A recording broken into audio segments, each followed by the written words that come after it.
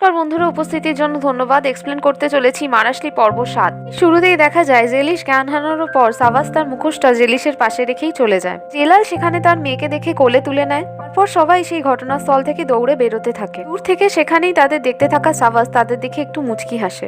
Jalal call করে নির্জিতকে বলতে থাকে সব দিকে নজর রাখতে। নিজের মেয়ের অচেতন দেহ ধরে বলতে থাকে ভয় পেতে না, তার বাবা তার সাথেই আছে। দেখানো হয় টুরেল কোম্পানিতে ওজান এমপ্লয়ীদের বলছে কোনো রকমের প্যানিক করতে না, এরপর থেকে কোম্পানি আরো ফাস্ট গ্রো করবে। এরপরে সেখানে ইলহান উপস্থিত হয় এবং ওজানের দিকে তেড়ে এগিয়ে যেতে বলতে থাকে তাকে মেরে ফেলবে। পাশের এমপ্লয়ীরা তাকে চেপে ধরে ফেলে। ইলহান চেঁচিয়ে ওজানকে বলতে থাকে ছোটবেলা থেকে তারা একসাথে বড় হলো, তাকেও বড় হতে সাহায্য করা হলো, অথচ তার মধ্যে কি নোংরা রক্ত বইছে যে সে এরকম। ওজান কি তার কোম্পানি থেকে ইলহানকে বের করে দেবে? তোরে ওজান বলে কোম্পানিটা এখন তার না সাবাসের। সে বৃথা ইমোশনাল হয়ে যাচ্ছে। এই কথাগুলো শুনে ইলহান আবার তেড়ে যায় ওজানের দিকে। ওজান সিকিউরিটি গার্ড দেখে ইলহানকে ঘর থেকে বার করে দেয়। কেবিনে এসে হাহুতাশ করতে থাকে আর বলতে থাকে এগুলো তার সাথে কি করে হতে পারলো, সে এবার তার বাবা আর তার পরিবারকে কি বলবে। তারা তার বাবার ছবিটা হাতে নিয়ে বলতে থাকে সে মিস্টেক করে সব ধ্বংস করে দিয়েছে। এরপর জেলিশকে হাসপাতালে নিয়ে যাওয়া হলে ডাক্তার প্রথমে জেলালকে জিজ্ঞেস করে জেলিশের কি হয়েছে। জেলাল জানায় কোনো রোগ না, তার সাইকোলজিক্যাল ডিসঅর্ডার, তার নার্ভাস ব্রেকডাউন হয়ে গেছে। চেতন জেলিশকে কেবিনের দিকে নিয়ে যাওয়া হয়। ডাক্তার জেলালের কাছে জানতে চাইলে কি করে হয়েছে ব্যাপারটা, জেলাল তাকে জানায় মুখোশ পরা মানুষ দেখে জেলিশের এই অবস্থা হয়েছে। ও ডাক্তারকে একপাশে নিয়ে যায় কথা বলার জন্য। এখানে ডাক্তারকে জানায় আগেও এরকম ঘটনা ঘটেছিল, এরকম সিমিলার ঘটনা আজ ঘটেছে বলে জেলিশের এই অবস্থা। ওর আরো বলে যে অন্যত্র জেলিশের ট্রিটমেন্ট চলছে। ডাক্তার বলে তাহলে সেখানেই তাকে পাঠানো উচিত, একটা দিন নজরে রেখে ছেড়ে দেওয়া হবে। পরের দৃশ্যে দেখায় আজিজ টুরেল নিজের কোম্পানিতে এসেছে এবং সেখানে একজন কর্মী তাকে অ্যাটেন্ড করছে। কোম্পানিতে কিছু হয়েছে কিনা জিজ্ঞেস করলে মেয়েটি বলে একটা গুরুত্বপূর্ণ মিটিং ছিল এবং এই নিয়ে কিছু বড় চেঁচামেচি হচ্ছিল। মিটিং এ যায়নি কিন্তু ভয় পেয়ে গেছিল চেঁচামেচি শুনে, তাই ভাবলো তাকে জানানো উচিত। বলে খুব ভালো করেছে তাকে জানিয়ে কথাটা। এমপ্লয়ি মেয়েটি এটাও বলে যে ওজান তাকে পার্টিসিপেট করতে দেয়নি মিটিং এ। আজিজ মেয়েটিকে ইলহান কোথায় আছে জিজ্ঞেস করলে মেয়েটি বলে তার ঘরে। একে ওজান নিজের কেবিনে এমপ্লয়ীদের বলতে থাকে কিছুদিন যাবত কিছু খারাপ ঘটনা ঘটেছে ঠিকই, তো সেগুলো আমরা ঠিকই ওভারকাম করে নেব। এরপর থেকে কোম্পানিতে একটা পাখি উঠলো যেন তাকে আগে জানানো হয়। তখনই সেখানে আজিজ টুরেল উপস্থিত হয়ে জিজ্ঞেস করে ইলহান কোথায় ওজানকে। তাকে জানায় সে তার রুমে আছে। একে আজিজ ইলহানের সাথে দেখা করতে তার রুমে গিয়ে পৌঁছায়। ইলহানের কাছে জানতে চায় কিছু কি হয়েছে, তাকে কিছু বলতে চায়। তাকে একটু চিন্তিত দেখাচ্ছে। শুনতে পেয়েছি কিছু চেঁচামেচিও নাকি হয়েছে মিটিং এ। তোর ইলহান জানে এমন কোনো ব্যাপারই না, শেষে এমন একটু টেনশন হয়েই থাকে, খুবই সামান্য, আর বাকি সবকিছুই ঠিক আছে। তাও বলে যদি কোনো সমস্যা থেকে থাকে তাহলে যেন সেটাকে নিশ্চয়ই বলে। উনি সেখানে ওজান উপস্থিত হয়ে বলে না, তারা একদম ঠিক আছে, যে কোনো রকমের সমস্যা হয়নি। উল্টে আজিজকে আরো জানায় যে ইলহান প্রচন্ড পরিশ্রম করছে, সে তাকে বলেছে যে তার পরিবারকে নিয়ে একটু ঘুরতে যেতে। তাকে উত্তরে জানায় একদম তার পরিবারকে একটু সময় দেওয়া উচিত, তার ছেলে দিন দিন ওয়ার্কোহলিক হয়ে উঠছে। ইলহান আর ওজান দুজনকে দেখে জানায় খুবই গর্ববোধ করে এই যুগে দাঁড়িয়ে তো ভালোভাবে কোম্পানিটাকে ধরে রেখেছে। এই যুগে ভাই অন্য ভাইয়ের জন্য কবর খুঁড়তে ব্যস্ত থাকে। সে খুব খুশি যে তার দু ভাই তাতে কাঁধ মিলিয়ে কাজ করছে। চলে গেলে ওজান জানায় ইলহানকে সাবাসের সাথে মিটিং আছে, সে অপেক্ষা করছে। ইলহান বলে আবার সাবাসের চ্যাপ্টার না খুলে বসতে।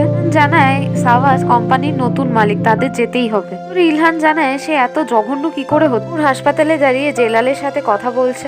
বলে তার মাথায় রাখা উচিত ছিল যে সাবাস এরকম কিছু করতে পারে, তার জন্যই আজ জেলিশের এই অবস্থা। জেলাল বলে তার কোনো ফল্ট নেই, সব দোষ সাবাসের। সেখানে ডাক্তার উপস্থিত হয়ে বলে জেলিশের এমন কিছু হয়নি, তবে সে শকটে আছে। এটা তার রেগুলার ডাক্তার দেখে নেবে, তবে ইন কেস আজকের রাতে তাকে থাকা উচিত নজরদারিতে। ওর জেলাল যায় জেলিশের কেবিনের দিকে তার সাথে দেখা করতে।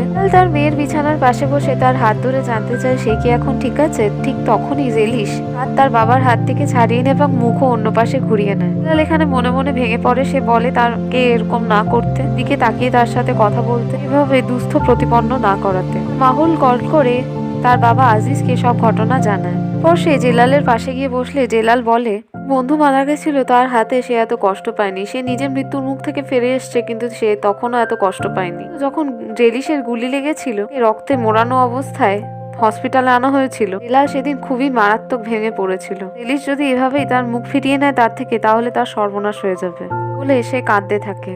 তাকে সান্ত্বনা দিয়ে জানায় সবকিছু ঠিক হয়ে যাবে।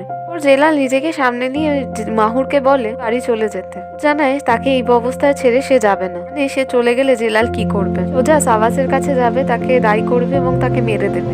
জেলাল জানায় তার কি এগুলো করা উচিত না। মাহুর বলে এগুলো করে হবেটা কি, ছেলে পচে মরবে, জেলিশ বাইরে একা বড় হবে। জেলাল তাকে বলে তার বুকে আগুন জ্বলছে।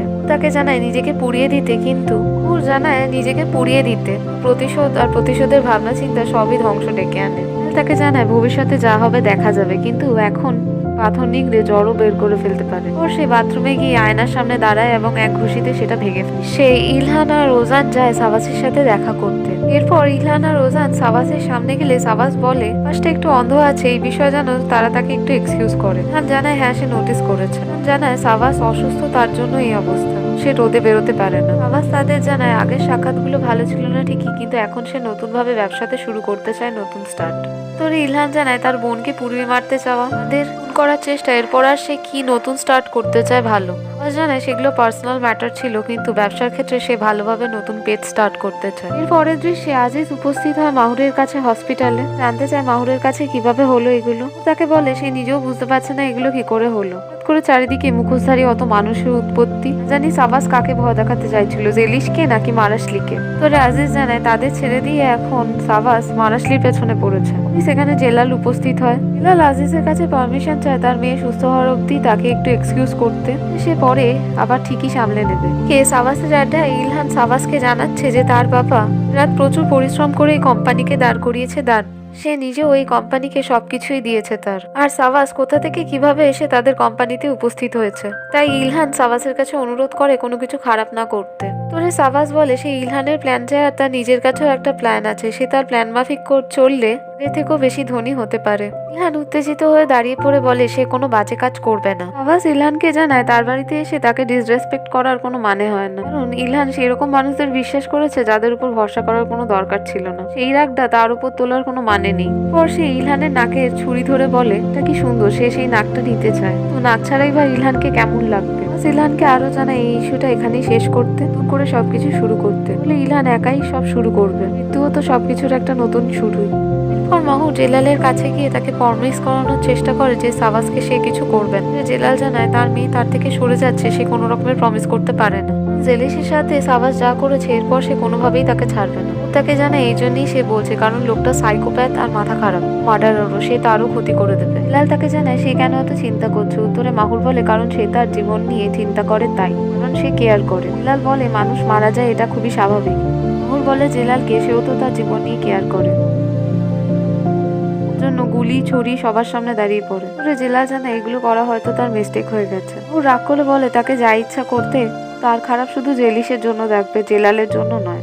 সে সেখান থেকে সাথে শেষ হওয়া মিটিং থেকে বেরিয়ে ইলহান নিজের গাড়িতে উঠে বিলাপ করতে থাকে কেঁদে কেঁদে যে তার কি অবস্থা হলো এখন। জেলাল জেলিসের কেবিনে গিয়ে মিস শিরিন আর তার মেয়ে জেলিসকে একবার চেক করে নেয়, দেখে তারা ঠিক আছে।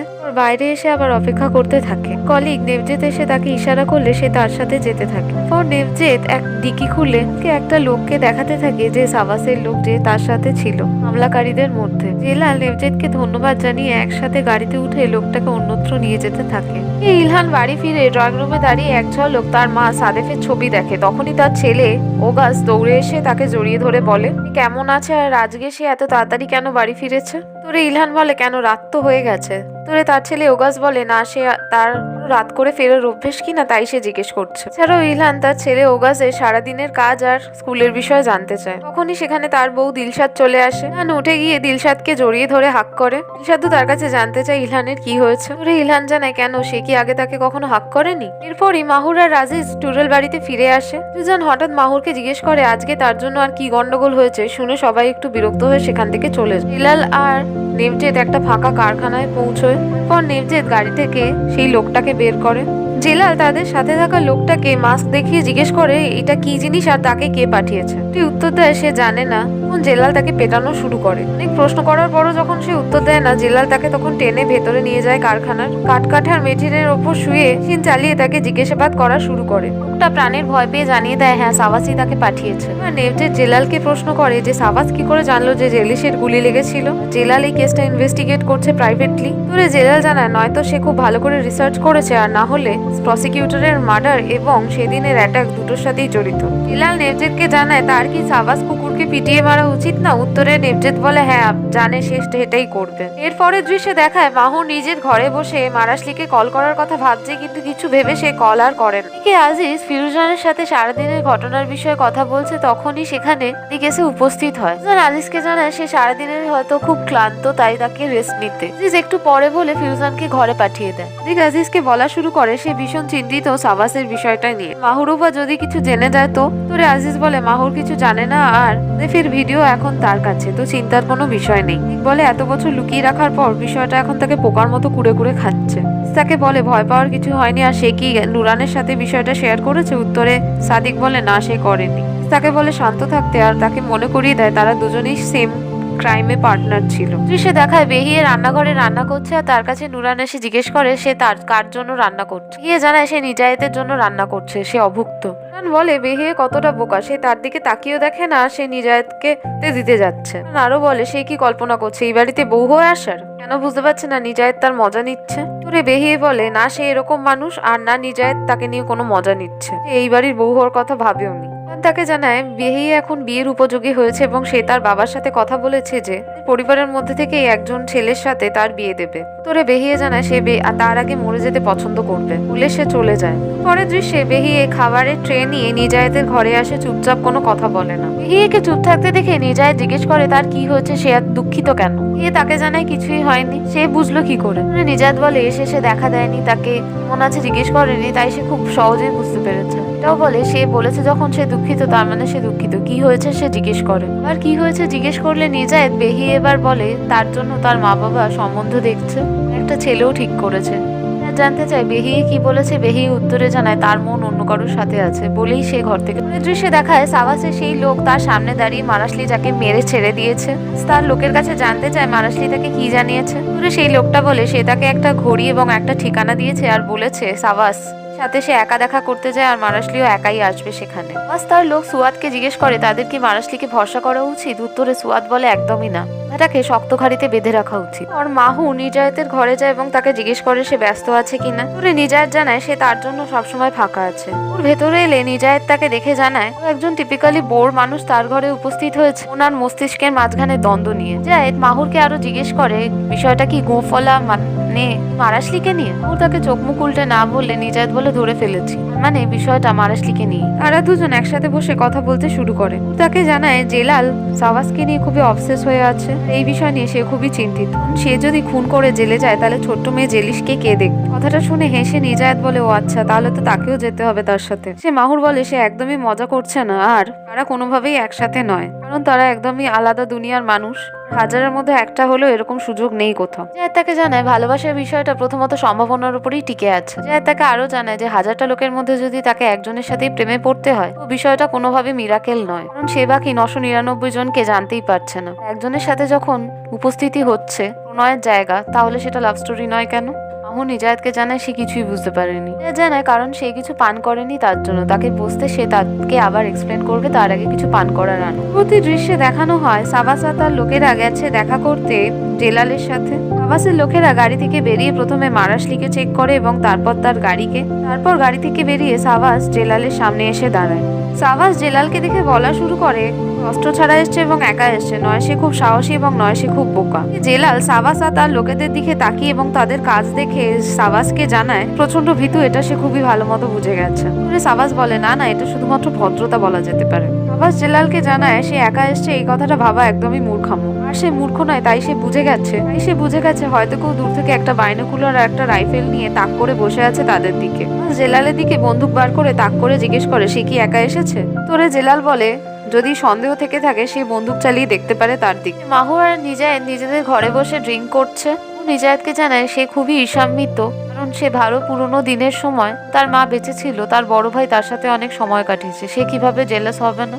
তোরে নিজায়েত বলে জেলাস হওয়ার কিছু নেই। এই কথাগুলো বলে নস্টালজিক হয়ে যাচ্ছে এবং নিজায়েত নস্টালজিয়া একদম পছন্দ করে না। উনি নিজায়েতের ঘরে ইলহান উপস্থিত হলে তাকে বলে সে কি রাস্তা ভুল করে এসে পড়েছে। বলে না, সে পাশ দিয়ে যাচ্ছিল, তাদের কথা বলতে শুনলো তাই সে এলো।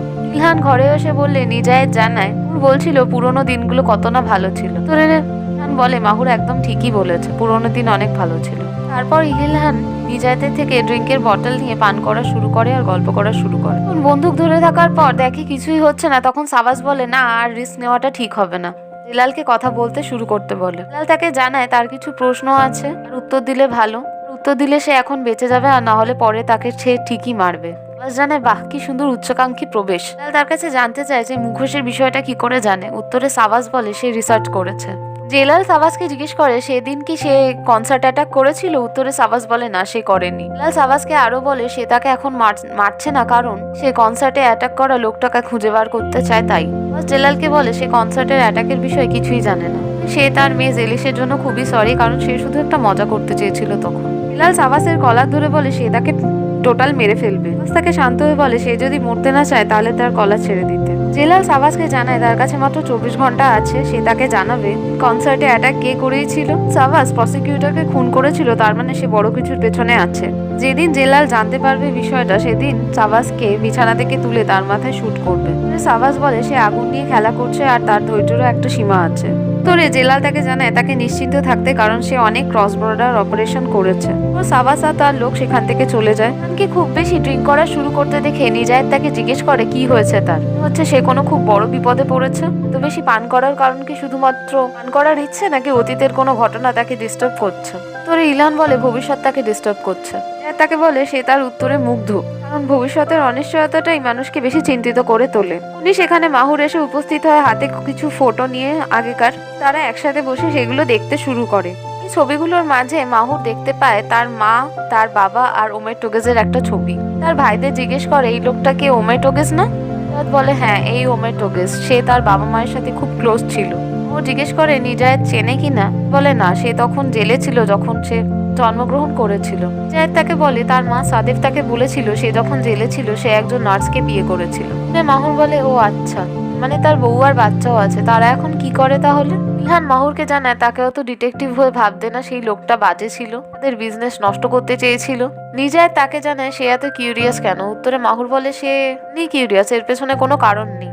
এরপরের দৃশ্য দেখায় হাসপাতালে জেলাল গেছে তার মেয়ের কেবিনে তার সাথে দেখা করতে। এখানে তার মেয়ের কেয়ারটেকার উঠে বসে জেলালকে ভেতরে আসতে বলে, কিন্তু জেলাল বলে না সে ভেতরে আসবে না, তাদের যদি কিছু লাগে জানাতে সে বাইরেই অপেক্ষা করছে, সে বাইরে রাতে থাকবে। জেলিশকে জাগাবার কোনো প্রয়োজন নেই, বিশ্রাম নিতে দিন। কি খুব বেশি ড্রিঙ্ক করতে দেখে নিজায়েত তাকে জিজ্ঞেস করে সে ঠিক আছে কি না। উত্তরে ইলহান তাকে বলে একদম ঠিক নেই আর কোনোদিন ছিলও না, হয়তো একটা হিউজ মিস্টেক করে ফেলেছে। মাহুর তার কাছে জানতে চায় সে কি সেই বিষয়টা শেয়ার করতে চায় তাদের সাথে। ইলহান বলে হ্যাঁ একদিন সে বলবে, কিন্তু সে কিভাবে শুরু করবে। সে বলে সে একজন মূর্খ, এভাবে শুরু করাটা ভালো হবে। এরপর নিজায়েত আর মাহুর মিলে ইলহানকে তার ঘরের দিকে পৌঁছে দেওয়ার জন্য এগিয়ে দিতে থাকলে সে দুজনের হাত ছাড়িয়ে বলে সে একাই চলে যেতে পারবে। এরপর মাহুর নিজায়েতকে গুড নাইট বলে সেখান থেকে চলে যায়। ইলহান তার ঘরে গেলে দিলশাদ তার বউ তাকে জিজ্ঞেস করলে কি অবস্থা। ইলহান তাকে জানায় সে ভালো নেই আর সে একটা ভুল করেছে। দিলশাদ ইলহানের কাছে জানতে চাইলে কি হয়েছে, ইলহান জানায় ভুল করে তাদের ট্যুরেল কোম্পানি অন্য কাউকে দান করে দিয়েছে। বিষয়ে ছল করেছে স্বয়ং তার বন্ধু এতদিনের ওজান। দিলশাদকে আরো জানায় যে যদি জানতো সেই কাজটা কখনোই করতো না। ইলহান দিলশাদকে আরো জানায় সে জানতো সে কখনোই পেপারে সাইন করতো না, ওজান তাকে বিক্রি করে দিয়েছে। কান্নায় ভেঙে পড়লে তার বউ দিলশাদ তাকে জড়িয়ে ধরে সান্ত্বনা দিতে থাকে। এদিকে দেখায় সকাল হয়ে গেছে এবং জেলাল তখনও এর কেবিনের বাইরে বসে অপেক্ষা করছে রাত জেগে। সকালে ইলহানের ঘুম ভাঙে নিজের ফোনে রিং হয়, কল আসায়। ইলহান রিসিভ করে হ্যালো বললে সাবাস তাকে জানায় গলাটা খুবই মত্ত শোনাচ্ছে। জানতে চায় কি হয়েছে, সে কি চায়। সাবাস বলে আজ থেকে একসাথে কাজের প্রথম দিন আর সে প্রথম দিনই লেট হয়ে যাচ্ছে। ইলহান সাবাসকে জিজ্ঞেস করে সে তার কাছ থেকে কৈফিয়ত চায় আর কে। তাকে আগের দিনের এগ্রিমেন্টের কথা মনে করালে তাকে জানায় এগ্রিমেন্ট আর সিগনেচার সব ভুলে যেতে। সাবাসকে জানায় সে এরকম কারোর সাথে কাজ করবে না যে একজন ফ্রড।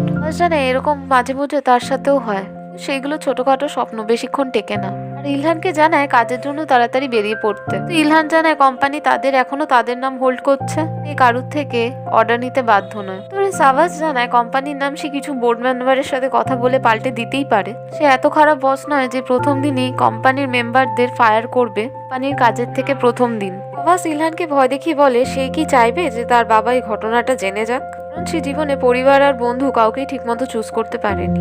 আর ইলহান ঘর থেকে বেরিয়ে তৈরি হয়ে বাবার ঘরের দিকে যেতে গেলে বিয়ের সাথে দেখা হয়ে জিজ্ঞেস করে তার বাবা কোথায় আছে। তাকে জানায় যে সে ফিরুজানের সাথে বেরিয়েছে। ওর ইলহান তার ঘরে বাবার অফিসে গিয়ে থেকে তার বন্দুকটা বের করে ট্রিগার টেনে। পরবর্তী দৃশ্যে দেখায় দিলশাদ গেছে ওজানের বাড়ি তার সাথে কথা বলতে। দিলশাদ ওজানকে বলা শুরু করে সে কি ধরনের জঘন্য মানুষ যে এই কাজটা করতে পারলো। তার কাছে জানতে চায় কি হয়েছে। উত্তরে দিলশাদ বলে জানতো সে ইলহানকে ফ্রড করবে, সে জানতো সে কোম্পানি বিক্রি করবে, এটাও জানতো যে সে কন্ট্রাক্ট চেঞ্জ করে দিয়েছে। কিন্তু গতকাল রাতে ইলহান খুবই ক্লান্ত আর ভেঙে পড়া অবস্থায় ছিল। ওজান তাকে জানায় ইলহানই যে কোম্পানি ব্যাংক্রাফট করিয়েছে। ওজানের কাছে দীর্ঘদিন ধরে আইডিয়া চাইছিল এর থেকে বেরোবার। তাকে জানায় সে তাকে ভরসা করতে পারছে না। তাকে জানায় সে সত্যি বলছে, কিন্তু দিলশাদ তাকে বিশ্বাস করতে পারছে না কেন, আর কবে থেকে সে ইলহানের কথা এত ভাবতে শুরু করলো। দিলশাদ জানায় সে তার হাজবেন্ড, তাই সে ভাবছে। দিলশাদকে জানায় সে এখন হয়তো এগুলো নিয়ে প্রিটেন্ড করছে, কারণ এগ্রিমেন্ট হওয়ার আগে অব্দি তার থেকে বেশি খুশি কেউ ছিল না। সকালে মাহুর যায় জেলিশের সাথে দেখা করতে হসপিটালে। জেলিশের সাথে দেখা করে তাকে পেন্টিং এর কিছু জিনিসপত্র দিয়ে বলে তাকে সে এখানে বোর হচ্ছে নিশ্চয়ই, তাই পেন্ট করতে। জেলিশ কোনো কথা বলে না, উল্টে মিস শিরিন বলে যখন তারা বোর হবে তখন সে পেন্টিং করবে। জেলিশের পাশে বসে ক্ষমার ভঙ্গিমায় বলে সে যদি জানতো এরকম কিছু হবে সে তাকে কখনোই নিয়ে যেত না সেখানে। তাও জেলিশ কোনো কথা বলে না। মিস শিরিন বলে মানে তার কোনো দোষ নেই, সে কি করে জানবে যে এসব হবে। পর মাহুর সেখান থেকে চলে যেতে গেলে মিস শিরিন তাকে বলে মাহুরকে দুঃখ পেতে না, সব ধীরে ধীরে ঠিক হয়ে যাবে। আর ডাক্তার বলেছে জেলিশের ব্যাপারে যে ট্রমাটা আবার ট্রিগার হয়ে গেছে, সে আবার ধীরে ধীরে সুস্থ হয়ে উঠবে। জেলালের ব্যাপারে বলে সে সারা রাত এখানে ছিল, শিরিন এসে জোর করে তাকে সকালে পাঠিয়েছে। ওর জেলাল উপস্থিত হয়ে সবাইকে দেখে এবং শিরিনকে জিজ্ঞেস করে জেলিশ ঠিক আছে কিনা। উত্তরে শিরিন জানায় হ্যাঁ জেলিশ একদম ঠিক আছে। ওর সেখান চলে যায়। শিরিন জেলালকে জানায় মাহুরের সাথে এত রূঢ় ব্যবহার না করতে, কারণ ভেতর থেকে সে কাঁদছে এবং জেলিশের জন্য অনেক করছে। মাহুরের পেছনে গিয়ে মাহুরকে থামতে বলে, জানায় সে তার সাথে তার কাজের জায়গায় যাবে। উত্তরে মাহুর জানায় তার এখন তার মেয়ের সাথে থাকা উচিত। জেলাল বলে মিস শিরিন এখানে আছে, কোনো অসুবিধা হবে না তাকে অপেক্ষা করতে। মাহুরও এতে রাজি হয়ে যায়। জেলাল জানায় সে ডাক্তারের সাথে দেখা করে আসছে এক্ষুনি। এরপরের দৃশ্য দেখায় আবার রোজানের বাড়িতে, যেখানে দিলশাদ আর রোজান কথা বলছে। রোজান জানায় সে ইলহানকে প্রথম থেকেই বলেছিল এত বেশি ঋণগ্রস্ত না হতে, তাহলে সে ব্যাংক্রাফট হতে পারে। সে বহু জায়গায় ইনভেস্ট করে দিয়েছিল বলে সে এটাও বলেছিল তাদের দৃঢ়ভাবে আস্তে ধীরে গ্রো করা উচিত। তো আজিজের কাছে প্রমাণ করার জন্য ইলহান অনেক ক্রেডিট করে ফেলে এবং কোম্পানির অনেক বেশিরভাগ প্রফিট সে ইনভেস্ট করে ফেলে। জানে আর সে শাবাসের সাথে মিলে এত বড় ক্ষতিটা করলো। বলে না, ইলহান তাকে খুঁজতে বলেছিল এমন কোন কোম্পানি তাদের সাহায্য করতে পারে, তাই সেই কাতারি কোম্পানি খুঁজে করে, কিন্তু পরে জানতে পারে যে এর পেছনে শাবাস ছিল। কন্ট্রাক্ট পেপার চেঞ্জের বিষয়ে জানতে চাইলে ওজান বলে তাকে দিয়ে কি কখনো পুরো কন্ট্রাক্ট পেপার সাইন করানো সম্ভব, ও মিথ্যে কথা বলছে। এই সময় ইলহানকে ওজানের বাড়িতে উপস্থিত হতে দেখা যায়। দিলশাদকে আরো জানায় এখন ইলহান খারাপ অবস্থায় আছে, কিন্তু এরপর সবই ঠিক হয়ে যাবে।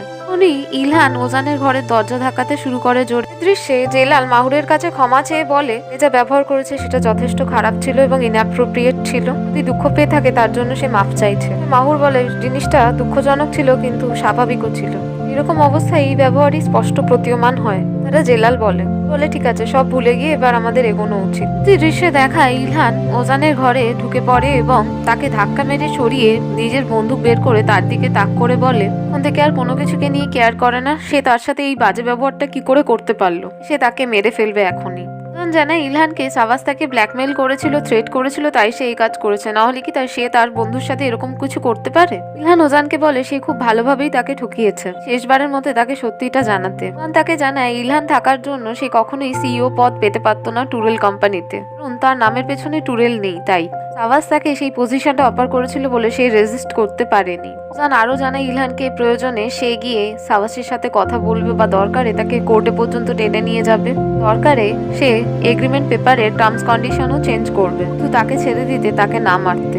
ইলহান ওজানকে শুট করতেই যাবে, সেই সময় দিলশাদ পেছন থেকে এসে একটা বড় কোনো মূর্তি দিয়ে ইলহানের মাথায় বাড়ি মেরে তাকে বেহুশ করে দেয়। দিলশাদকে জিজ্ঞেস করে সে ইলহানের মাথায় বাড়ি মারলো কেন। উত্তরে দিলশাদ বলে সে যদি তাকে না মারতো তাহলে সে তাকে গুলি করে দিত। ওরা দুজন ইলহানকে কোথাও চোট লেগেছে কিনা বড় সেটা চেক করতে শুরু করে, আর তখনই ওজানের ফোনে সাবাসের লোক সুয়াতের কল আসে। সুয়াত ওজানকে জানায় সাবাস তার সাথে দুপুরের দিকে দেখা করতে যায় আর কোম্পানির ডিটেলের বিষয়েও কিছু জানতে চায়। তোরে ওজান বলে ঠিক আছে সে তৈরি রাখবে, এর পৌঁছানোর আগে তাকে শুধু জানিয়ে দিতে। দিলশাদকে জানায় বন্দুকটা নিয়ে তাকে এখন বাড়ি চলে যেতে। ইলহানকে হাসপাতালে পৌঁছে দিচ্ছে, তারপর সে অ্যাম্বুলেন্স কল করা শুরু করে। পরবর্তী দৃশ্যে দেখায় নিজায়েত আবার যাচ্ছে তার বাড়ির রান্নাঘরের দিকে তার বাড়ির হাউস হেল্পারদের নতুন ক্লাস নিতে। আজকে সেই সেকশনের নতুন টপিক তোলে হলো প্রেম, এর বিভিন্ন দিক, তৈরি করা ধ্বংস নিয়ে লেখালেখি এবং গুরুত্ব এবং বিভিন্ন দিকগুলি সে তুলে ধরে সেখানে। মহান লেখনীতে যে কথাগুলো তুলে ধরেছে সেগুলো সে কিছু জানায়, তারপর সে সেখান থেকে চলে যায়। এর পরবর্তী দৃশ্য দেখায় ওজান হাসপাতালের বেডে অজ্ঞান হয়ে শুয়ে আছে। তার গান ফিরলে দিলশাদ এসে তার পাশে বসে। ওজান দিলশাদকে জিজ্ঞেস করে তার কি হয়েছে, সে হাসপাতালে কেন। দিলশাদ জানায় ওজান তাকে ডেকেছিল, পড়ে যায় এবং তার মাথায় চোট লাগে তাই। দিলশাদকে জানায় ওজান মিথ্যে কথা বলেছে। দিলহানের কাছে জানতে চায় তার কি হয়েছে। নিজের ব্যাগ থেকে বন্দুকটা বার করেও তাকে দেখিয়ে জিজ্ঞেস করে সে কি ওজানকে মারতে গেছিল। বলে হ্যাঁ, সে এটা ডিজার্ভ করে। জানায় হয়তো সে ডিজার্ভ করে, কিন্তু সে কি খুনি হওয়া ডিজার্ভ করে? খুন করে জেলে গেলে তার পরিবার, তার সন্তান, তার বউয়ের কি হবে? এটা কখনো ভেবে দেখেছে? থেকে বড় কথা, তার বাবা আজিজ যদি এই বিষয়ে জানতে পারে সে কি ভাববে। জানায় সে অন্য কাউকে নিয়ে ভাবার মতো কোনো অবস্থাতে নেই। সে তাকে বলে সে এরকম ইলহানকে চেনে না, ইলহান এরকম মানুষ হতেই পারে না। যদি সাবাস আর ওজানের সাথে লড়তে হয় তাকে বুদ্ধি দিয়ে লড়তে হবে, কারণ সে বাকিদের থেকে অনেক বেশি স্মার্ট। দিলশাদের থেকে ইমপ্রুভ হয়ে বলে সে খুব খুশি যে সে তার সাথে আছে। ওর পথে যেতে যেতে মারাশলিকে বলতে থাকে মাহুর যে লোকটাকে দিয়ে ইনভেস্টিগেট করিয়েছিল ওমেটোগেজের ব্যাপারে, সে কি এই বিষয়ে কিছু বলেছে যে সে বিবাহিত ছিল কিনা। মাহুরকে জানায় না, এইটা তার কাছে একদম নতুন ইনফরমেশন। বলে গতকাল রাতে সে তার ভাই বিজায়েতের থেকে কথাটা জানতে পেরেছে। উমের যখন জেলে ছিল তখন সেখানে সে একজন নার্সকে বিয়ে করেছিল। আর আরো জিজ্ঞেস করে তার কি কোনো সন্তান আছে, বলে সেই সব বিষয়ে কিছু জানে না সে। মাহুর জানায় জেলালকে এই বিষয়গুলো হয়তো তার মায়ের ভিডিও মিটের সাথেও জড়িত। তাকে জানায় সাবাস নিজে একটা অস্বস্তি, সে টুরেল পরিবার মাহুরের সাথে এত প্রাসঙ্গিক কেন সেই নিয়ে সেও খুব চিন্তিত। এই প্রশ্নগুলো জেলালের মাথায় অনেক বেশি ঘুরছে, তাই সে এই বিষয়ে নিশ্চয়ই জানার চেষ্টা করবে।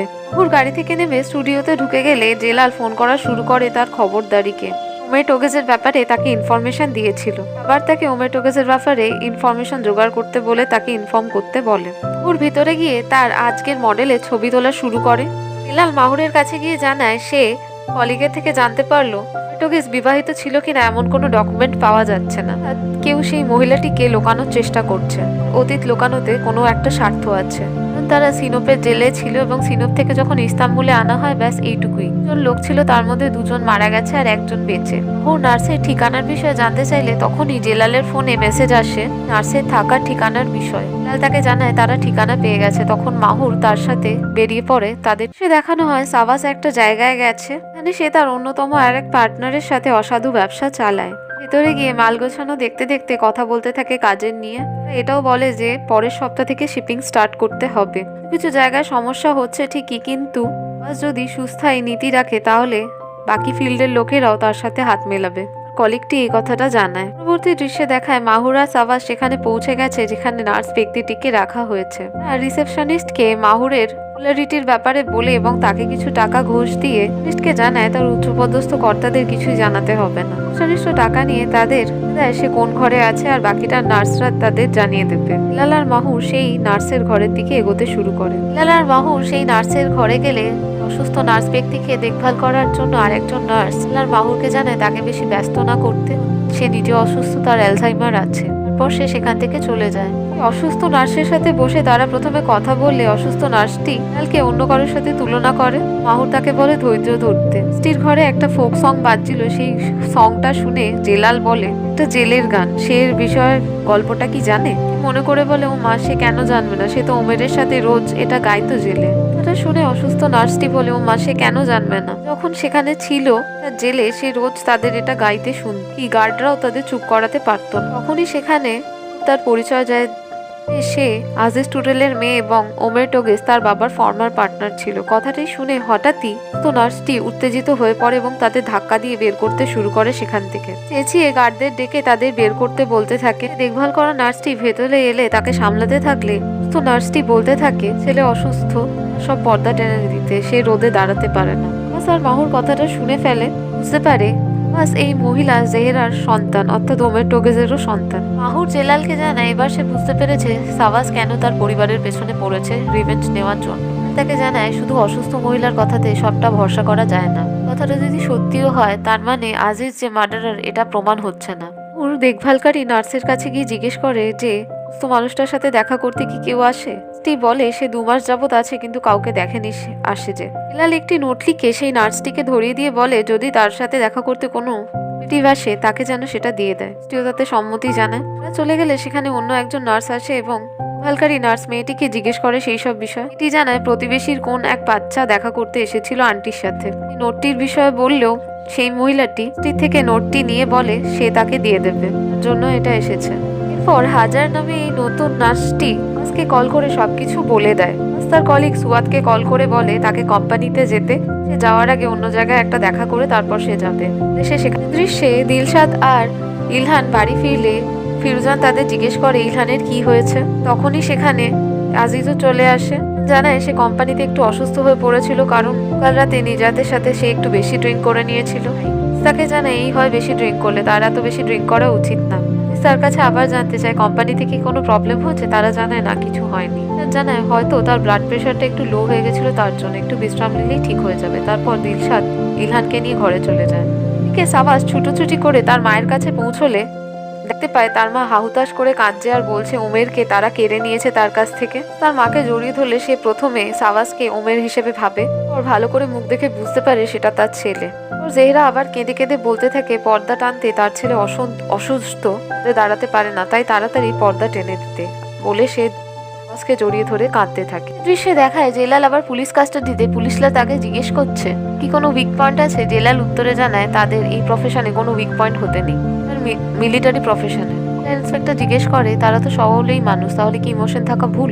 জেলাল উত্তরে বলে একদমই না, ভালোবাসতে পারে, কাঁদতে পারে, কি মিসও করতে পারে, কিন্তু এগুলো শুধুমাত্র ইমোশন, আয়নার দিকে তাকালে, আর বেশি কিছু না। অফিসার জেলালকে জিজ্ঞেস করে জেলিশ কি তার উইকনেস? তোরে জেলাল বলে জেলিশ তার মেয়ে, তার জান, কিছু হয়ে গেলে সে জানে না সে কি করবে। বারবার একই কথা জিজ্ঞেস করতে থাকায় জেলাল তাদের ধমকে থামতে বলে। জেলাল তাদের জানায় প্রত্যেকটা মানুষেরই উইক পয়েন্ট থাকে। জেলিশের ব্যাপারে তার কাছে জানতে চাইলে সে বলে মিলিটারির লোকেরা শিরনাক পাহাড়ে তখন ছিল, তিনিও 3 দিন ধরে তারা হাঁটছিল এবং জেলালের দাঁতে প্রচন্ড ব্যথা করছিল। তখন তাদের থামা বা বসার কোনো অনুমতি ছিল না। তাদের একজন টিম মেম্বার জেলালের দাঁতটা তুলে দেয় একটা তারের সাহায্যে। জেলাল জানায় তার অসহ্য যন্ত্রণা করছিল, কিন্তু তার চিৎকার করার কোনো উপায় ছিল না এবং রক্ত সব মুখে গিলে নিতে হয়েছিল। রাতটা সে কোনোভাবেই ভুলতে পারবে না। সেই রাতেই সে জানতে পেরেছিল তার মেয়ে জেলিশ জন্মগ্রহণ করেছে। মাহুর গাড়িতে করে জেলালের সাথে ফিরতে ফিরতে জিজ্ঞেস করে এই কথাটা কি সে বলতে পারবে তার পরিবারকে? জেলাল জানায় কেন নয়, লোকানোর মতো তো কিছু হয়নি। সাবাস বলে সাইকোপ্যাথটি তার পুরো পরিবারের উপরেই হামলা করতে চলেছে, এই বৈধ কারণটি জানিয়ে রাখা দরকার। এরপরই দেখায় মাহুর আর জেলাল টুডেল বাড়িতে ফিরে আসে, বলে একটি গুরুত্বপূর্ণ বিষয়ে তারা জানতে পেরেছে এবং তাদের জানিয়ে দেয় বিষয়টা। সাবাস ওমের টোগেজের সন্তান। পরের দৃশ্যে দেখায় হাজার বলে সেই নার্সটির সাথে দেখা করলে মারাশলি দেওয়া সেই নোটটা সে সাবাসকে দেয়। সেই নোটটা দেখে একজনকে কল করে বলে কিছু সিক্রেট রিভিল করার সময় চলে এসছে, বলে সে সেখান থেকে বেরিয়ে যায়। টুডেল বাড়িতে সকলে সমস্যার সমাধান নিয়ে কথা বলতে থাকলে নিজায়েত এসে জানায় সাবাসকে মেরে দিতে।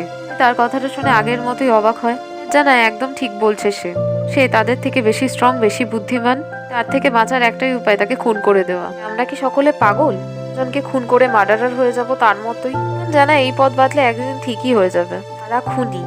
জানায় এত চিন্তা করার কোনো প্রয়োজন নেই, সে মারাশলির সাথে কথা বলবে, তাই কিছু মানুষজন নিয়ে টিম তৈরি করতে এবং তাদের রক্ষা করতে। পরিবারের সদস্যরা সকলে নিজেদের ওপর আর বাকিদের ওপর আস্থা রাখবে। এটাও জানায় তার সাথে অন্য কারোর কোনো শত্রুতা নেই। এদিকে রান্নাঘরে নুরান আর সাদিক কথা বলতে থাকে। নুরান জিজ্ঞেস করে সাদিককে সাবাসি কি ওমেরের ছেলে? জানায় হ্যাঁ, সেও তাই জানতে পেরেছে। জানায় আগে শুধুমাত্র বদনাম ছিল যে আজিজের সাথে খারাপ কাজে সাদিকও জড়িত, কিন্তু এখন তার ছেলে যে রিভেঞ্জ নিতে এসেছে, এবার তো সব প্রমাণ হয়ে যাবে। সাদিক জানায় সমস্যাটা তাদের নয়, সমস্যাটা শুধুমাত্র সাদিকেরই, সেই প্রত্যক্ষভাবে জড়িত ছিল সেই কাজে। নুরানের কথাগুলো শুনে ভয় পেয়ে সে রান্নাঘর থেকে বেরিয়ে যায়।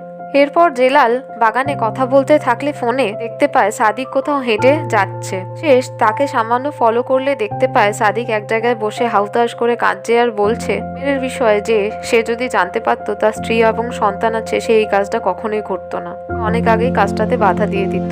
মৃত্যুর সময় ওমেরের কোনো প্রার্থনাটুকু জোটেনি, সে পরিজনদের হাটের মাটি পেয়েছে কবর। যে দৃশ্যে দেখায় সাবাস আজিজ টুডেলের বাড়ির সামনে এসে তার গার্ডদের জিজ্ঞেস করছে এটাই আজিজ টুডেলের কিনা।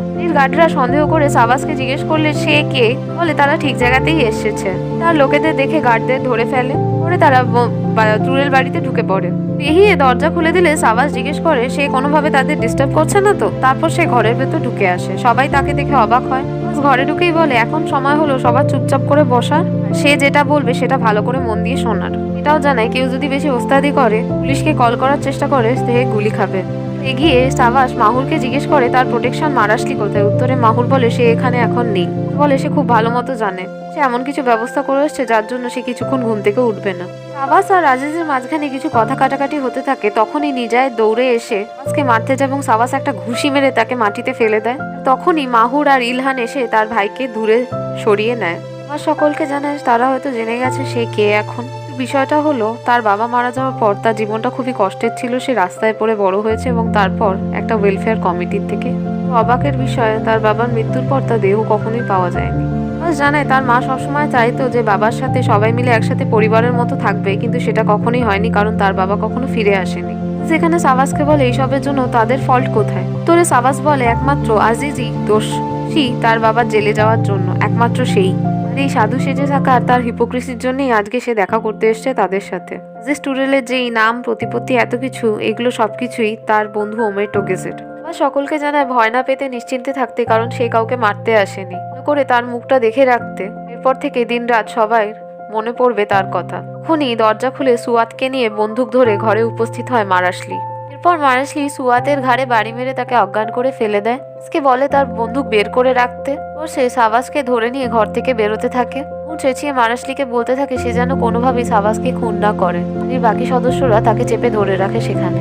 সাবাসকে গাড়িতে তোলার আগে একটা জিনিস গাড়ির উপর রাখে আর সাবাসকে বলে নিজেকে বেঁধে ফেলতে। নিজেকে বেঁধে ফেললে সে তাকে ধরে গাড়িতে তোলে এবং সেখান থেকে বেরিয়ে যায়। এর পরের দৃশ্যে দেখায় মাহুর গাড়ি করে খুঁজতে বেরিয়েছে মারাশলি আর সাবাসকে। মাহুর কল করে শিরিনের কাছে জানতে চায় যে বা অন্য কারোর নাম্বার আছে তার কাছে। কে মারাশলি ভরসা করে, তাকে বাকি ঘটনাটাও বলে। জানায় না, নেই তার কাছে কিছু।